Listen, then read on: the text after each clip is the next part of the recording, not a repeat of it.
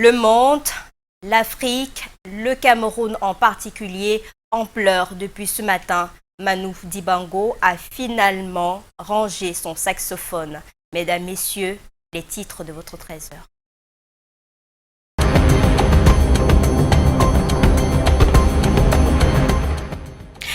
Manu Dibango range son saxo. Ainsi donc, le célèbre saxophoniste n'arpentera plus les scènes de la planète, soufflant dans cet instrument de musique qui a établi sa réputation. Manu Dibango est passé de vie à trépas aux premières heures ce matin, laissant le monde artistique pantois, plusieurs fois annoncé mort.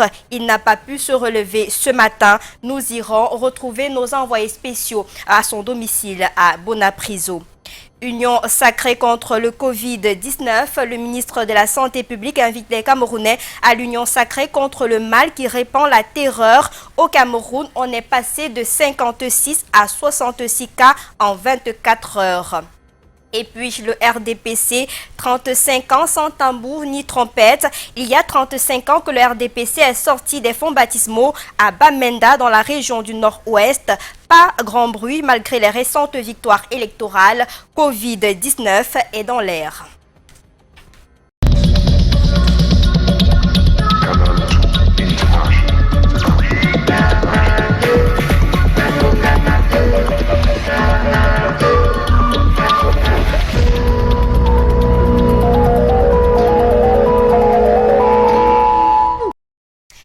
Bienvenue sur Canal 2 International. Il avait 86 ans et toutes ses dents. Manu Dibango est mort ce matin à Paris au lendemain de la célébration du 60e anniversaire de sa carrière.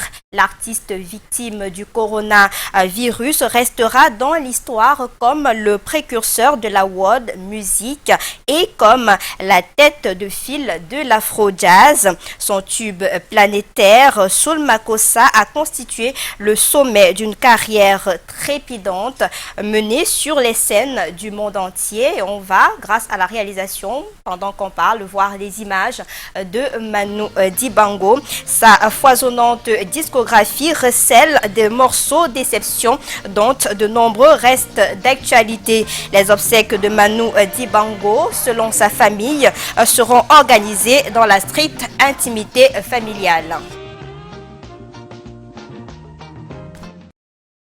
Et puisqu'on parle de Manu Dibango, de son vrai nom, Emmanuel Njoke Dibango laisse derrière lui une grande famille en pleurs depuis ce matin. Quelques-uns de ses frères et sœurs sont déplorés par la nouvelle depuis ce matin au quartier Bonapriso où se trouvent actuellement nos reporters Aimé Moukoko, Thierry Nana. Aimé, l'ambiance dans la famille à Bonapriso?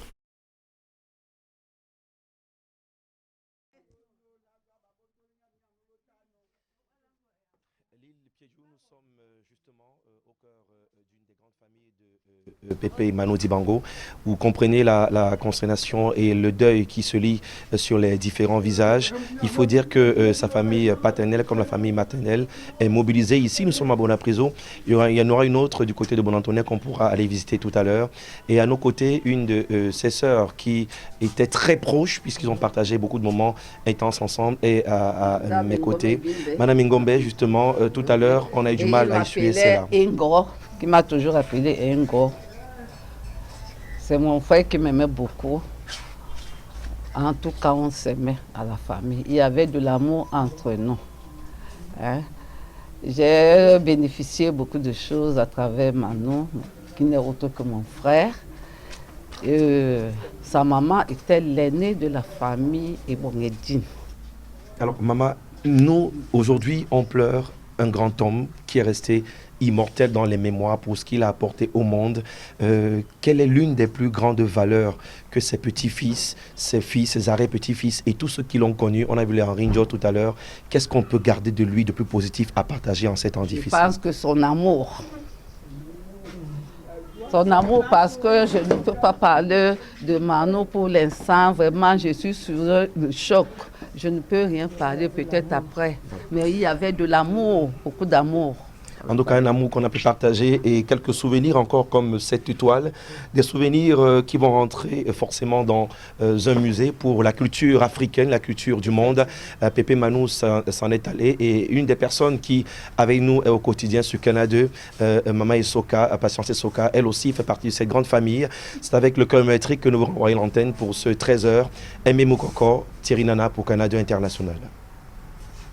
Merci à vous, messieurs. Manu Dibango était reconnu pour sa gentillesse indescriptible, toujours souriant, prêt à aider la jeunesse. Le monde entier perd une légende. Il était unique et nous lui dédions tout ce 13h. On aura l'occasion de revenir sur son parcours, sur la vie de Manu Dibango, parti ce matin, selon sa famille, de suite de Covid-19. Et c'est l'actualité majeure de l'heure, le Covid-19. Ça grimpe finalement à la vitesse grand V au Cameroun. En 24 heures, on est passé de 56 cas à 66 cas selon le dernier tweet du ministre de la Santé, Manaouda Malachi, très tôt ce matin. Le ministre appelle à l'union sacrée autour de la lutte contre cette pandémie. Discipline, solidarité et responsabilité. Nous vaincrons cette maladie, l'a martelé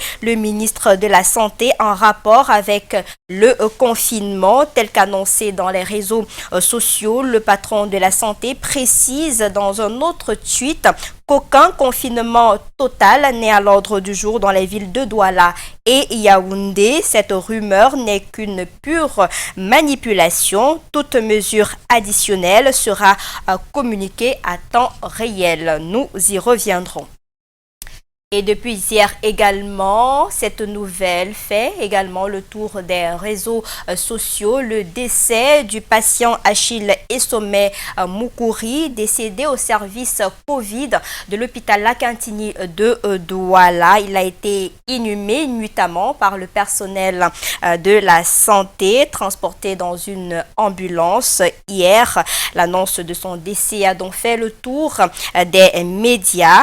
De suite de Covid, selon les informations de son neveu Patrick Mboma, et la rédaction centrale de Canal 2 International a voulu voir clair dans cette affaire. Je vous propose le reportage signé Mac Chouamo et Marius Kossou. Achille Essomé Moukouri est l'homme dont le décès défraie la chronique depuis les premières heures de la journée à Douala. Est-il décédé des suites de coronavirus ? C'est ce qu'a laissé entendre son neveu, l'ex-lion indomptable Patrick Mboma, dans un tweet qui a fait le tour de la toile. Pour en avoir le cœur net, nous sommes allés à son domicile à Bonapriso. Le défunt tenait ce restaurant snack bar au carrefour Bonadoumao, où nous retrouvons son frère. La mine serrée, il nous confie qu'Achille, qui était déjà souffrant depuis une semaine, a hébergé une copine en provenance de la France pendant quelques jours.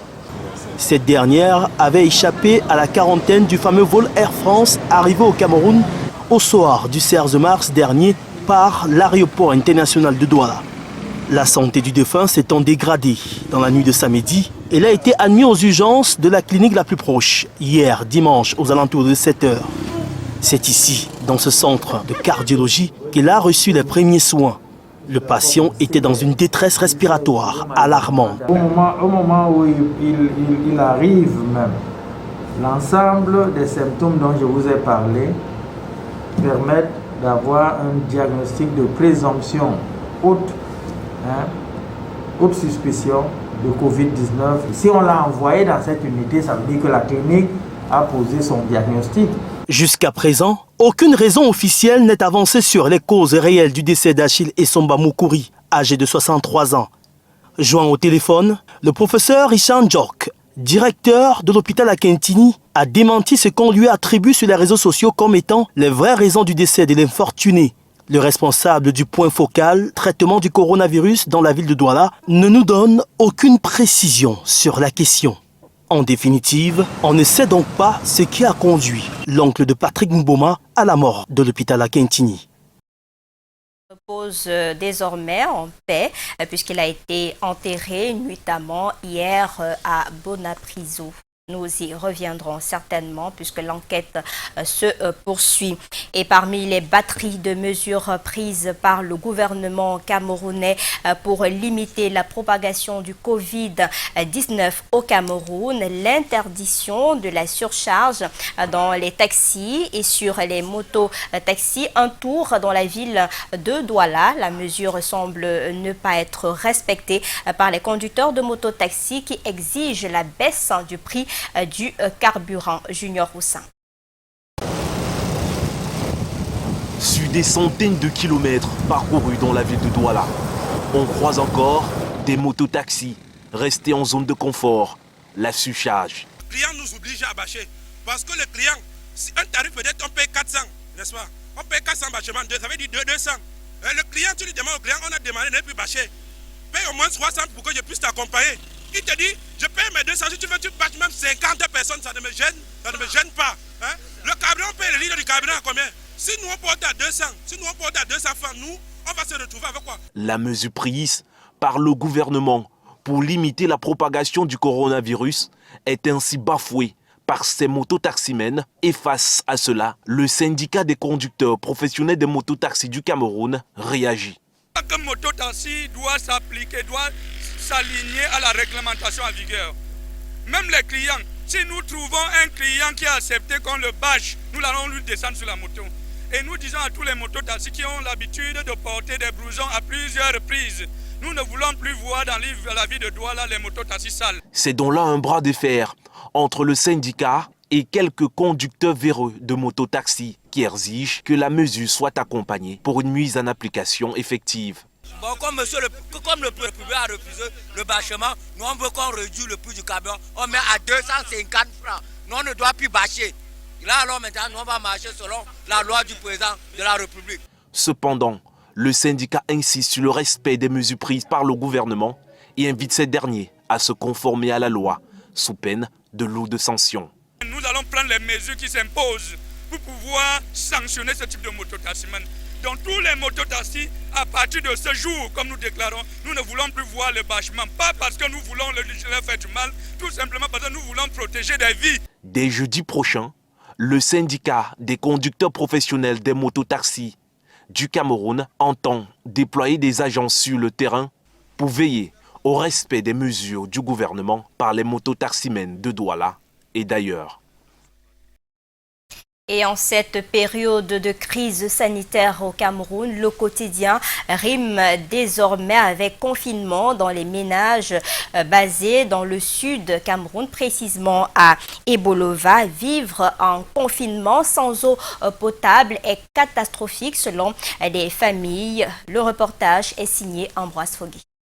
Le plus grand problème qu'on a à Ebolova, c'est le problème d'eau. On a dit mettez le savon. Moi, je souffre même pour avoir une goutte d'eau, pour que l'enfant puisse me laver les mains. Moi, tout mon quartier se ravitaille avec le puits d'eau. Spectacle malheureusement réel. Ces images sont tournées ce matin au quartier Ebolova, site 2 à Ebolova. On nous a renvoyé les enfants à la maison à cause du corona. Nous ne pouvons qu'à interpeller le gouvernement pour qu'il puisse faire son travail, en nous donnant de l'eau au moins. L'une des mesures barrières pour faire face au coronavirus, laver les mains plusieurs fois par jour à l'eau propre, coulante et au savon a un sérieux problème. Nous sommes vraiment dans une situation délicate là, que étant confinés chez nous, nous avons un souci au niveau de l'eau. On demande de laver les mains régulièrement avec de l'eau. Ce n'est pas tout le monde qui a la possibilité d'avoir des solutions hydroalcooliques. Ça fait que nous sommes obligés de nous laver les mains avec de l'eau.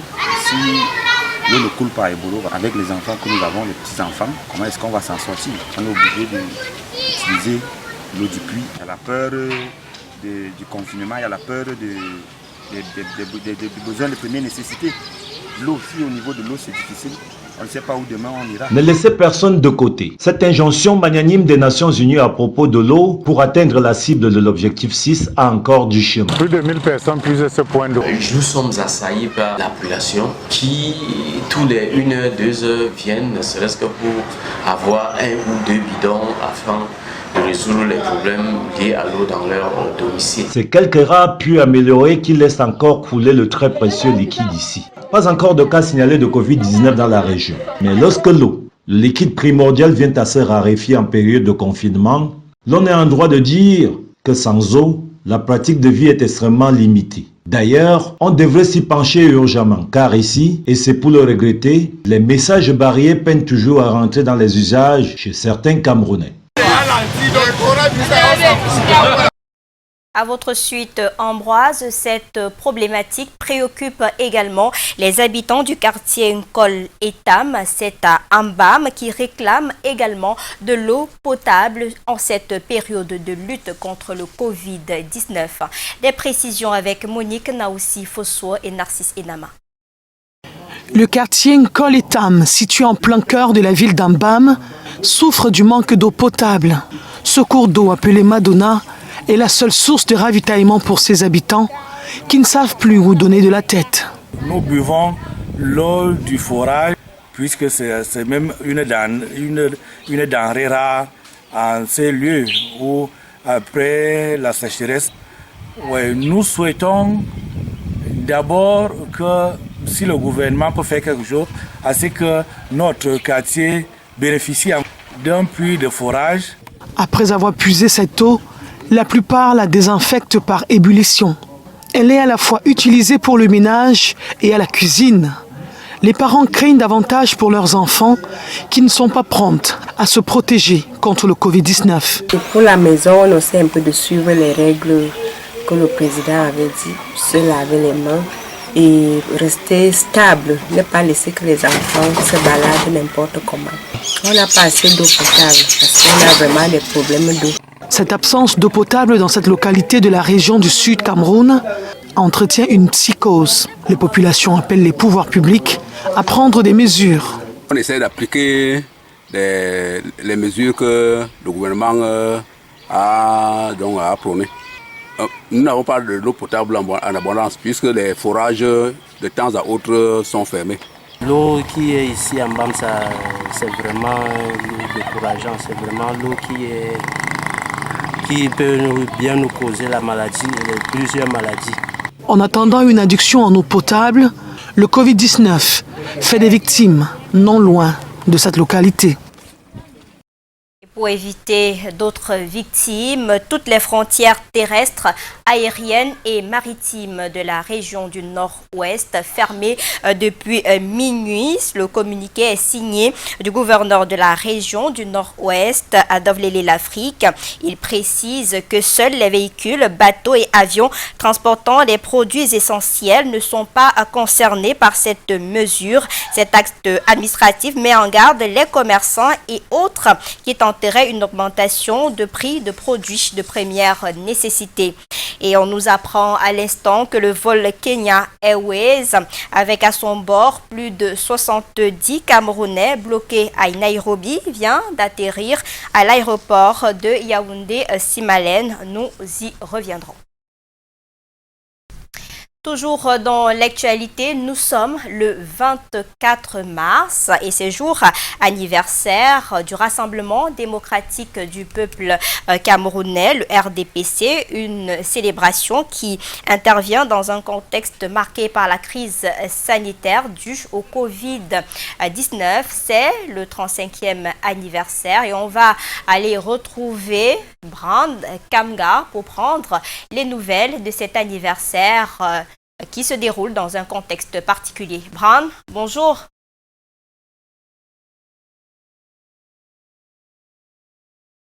Du Rassemblement démocratique du peuple camerounais, ici au siège du comité central du RDPC, les employés varent normalement à leurs occupations. On dirait que nous ne sommes pas un jour de célébration d'anniversaire, le 35e du genre, mais il faut dire que c'est dans le strict respect des directives du secrétaire général du comité central du RDPC, Jean Kueté, qui le 18 mars dernier rappelait au président de section qu'il ne devait célébrer cet anniversaire que dans leurs circonscriptions respectives. Jean Kueté est par la suite revenu le 19 dans un autre communiqué pour demander donc à surseoir définitivement à quelques célébrations ou à quelques rassemblements que ce soit en ce 24 mars. C'est donc respecté, pas de célébration, pas de tambour ni trompette.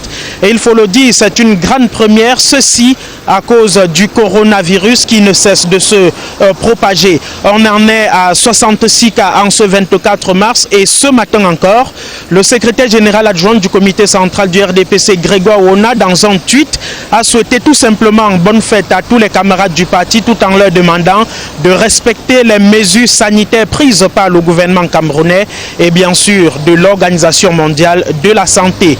Un 24 mars inaperçu donc depuis la création du RDPC. Il faut le dire, c'était le 24 mars 1985 à Bamenda sous l'égide du président national du RDPC qui n'est personne d'autre que le président de la République du Cameroun, Paul Biya. Depuis le siège du comité central du RDPC, Bran Kamga sèche Alain Ziebou pour le 13h.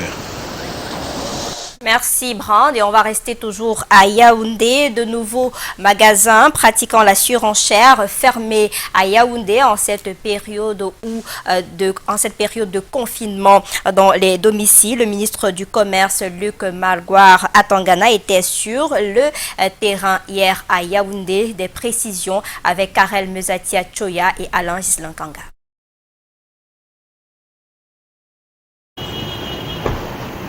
Une nouvelle descente du ministre du Commerce dans les marchés et grandes surfaces lundi à Yaoundé. Objectif, vérifier la disponibilité des stocks des produits de grande consommation et s'assurer que les prix pratiqués sont ceux homologués. Constat amer de Luc Magloire Mbarga Tangana dans cet entrepôt situé au quartier Fouda, qui va procéder à une scellée immédiate. Au marché Mokolo aussi, un autre magasin a été scellé pour dissimulation de stock. On me dit qu'il est à Douala. À Douala, on va vérifier. Mais à l'instant où je vous parle, de toute manière, j'ai déjà fait sceller des magasins de Sorepco à Douala. Et je suis ici à Yaoundé, je ne vois rien. Ça veut dire qu'il y a problème, quelque part. Le ministre évoque séance tenante dans un ton ferme les autres sanctions auxquelles il s'expose. Le patron du commerce et la brigade de contrôle et de répression qui l'accompagnent poursuivent leur périple et marquent un temps d'arrêt au quartier Briqueterie. Ici au moins, tout est en règle. Enfin, vos prix sont bons, sauf hein, de 25%. Des descentes similaires seront multipliées dans les jours à venir pour veiller au grain et tordre le cou à une éventuelle surenchère. Surtout au moment où les consommateurs sont tous sous la menace du Covid-19. Il n'y a aucune raison, je le dis aux Camerounais, les Camerounais n'ont pas à redouter pendant cette période de pandémie du coronavirus. Ils n'ont pas à redouter qu'on va ajouter à la crise sanitaire une crise alimentaire. Non. Cela n'existe pas. Les commerçants véreux n'ont qu'à bien se tenir. Et pendant ce temps, à côté de vous, Alain Gislan, à Bafia, dans le département du Mbam et Inubu, pas de carburant depuis quelques jours. Et ce, jusqu'à ce matin, les usagers sont alignés dans les stations-service à la recherche de ce liquide précieux. À cela s'ajoute l'absence d'énergie électrique. Samuel et Espoir Baïha. Les pompes accrochées. 3 jours d'attroupement dans cette station-service. Bousculade et prise de bec, chacun veut à tout prix le précieux liquide, le carburant. 72 heures déjà que la situation perdure. Une addition saumâtre après le Covid-19. Présence à la station, c'est que j'ai besoin du carburant. Je sors d'un voyage de Yaoundé ici. Et là, je suis en manque de carburant pour continuer ce banganté. Des bidons à la main, propriétaires de motocyclettes et véhicules font la cour aux pompistes, espérant faire le plein du réservoir à sécher. Espérance jusque-là fantoche, car certains fatigués d'attendre ont garé leur engin et les usagers paient le lourd tribut. C'est un temps que nous souffrons de ça, franchement. Bon, on ne sait pas si c'est l'État ou si c'est les pouvoirs publics, on ne sait pas. Nous-mêmes, on est comme ça, on ne sait pas, on ne sait vraiment quoi faire. On a même garé déjà nos motos. Bon, ceux-là qui tournent encore dans la ville sont ceux-là qui ont encore juste un peu. J'ai déjà fait le tour de Bafia, c'est la seule station qui sert le carburant. Alors, il y a eu des antécédents entre les motomans et les pompistes. Et ils ne s'entendaient pas au départ. Alors il s'avère qu'il y a un syndicaliste qui est arrivé et qui est remis de l'ordre. Le sous-préfet de Bafia calme les ardeurs. Motif brandi pour disperser la foule débordée, le coronavirus. La réglementation, nous gagnons quoi à bloquer pour qu'on ne ça pas. Mais nous respectons la. Si on dit qu'il y a un cas maintenant, il faut qu'il faut ici, chez le carburant pour moi. Hormis le manque d'eau potable, les coupures répétées d'électricité, Bafia et ses citoyens se meurent. La vie ici semble avoir pris un sacré coup. Et la vie a pris également un autre coup depuis ce matin. On annonce un attentat suicide à Mora dans la région de l'extrême nord, non loin du lycée technique de Mora. À l'origine, une jeune fille de moins de 20 ans s'est faite exploser. Heureusement, pas d'autres pertes en vie humaine. Autre mauvaise nouvelle, une quinzaine de boutiques rasées par les flammes la nuit dernière à Saint-Mélima. Les causes sont inconnues. Population et sapeurs-pompiers se sont mobilisés pour éviter le pire. Des précisions dans cet élément réalisé par Emmanuel Kweta.